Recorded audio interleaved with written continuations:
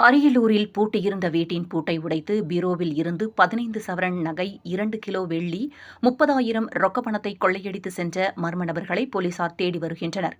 அரியலூர் மாவட்டம் ஜெயங்கொண்டம் வெள்ளாளத் தெருவைச் சேர்ந்த மணிகண்டன். இவர் என்எல்சியில் பணியாற்றி வருகிறார். இவரது மனைவி ரேணுகாதேவி.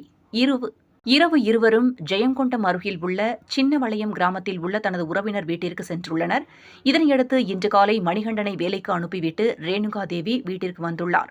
அப்போது வீட்டின் கதவு திறந்து இருப்பதைக் கண்டு அதிர்ச்சியடைந்த ரேணுகாதேவி வீட்டின் உள்ளே சென்று பார்த்தபோது பீரோவில் வைத்திருந்த 15 சவரன் நகை, 2 கிலோ வெள்ளி பொருட்கள் மற்றும் 30,000 ரொக்க பணத்தை மர்ம நபர்கள் கொள்ளையடித்து சென்றது தெரியவந்தது. இதுகுறித்து ஜெயங்கொண்டம் காவல் நிலையத்தில் ரேணுகாதேவி புகார் அளித்தார். புகாரின் பேரில் சம்பவ இடத்திற்கு வந்த போலீசார் விசாரணையில் ஈடுபட்டனர். விசாரணையில் மர்ம நபர்கள் வீட்டின் பூட்டை ஆக்ஸா பிளேடால் அறுத்து உள்ளே புகுந்தது தெரியவந்தது. இதனையடுத்து கைரேகை நிபுணர்கள் மற்றும் மோப்ப நாய்கள் வரவழைக்கப்பட்டு கொள்ளையர்களின் அடையாளங்கள் சேகரிக்கப்பட்டன. பூட்டியிருந்த வீட்டின் பூட்டை உடைத்து கொள்ளையடித்து சென்ற மர்ம நபர்களை போலீசார் தேடி வருகின்றனர்.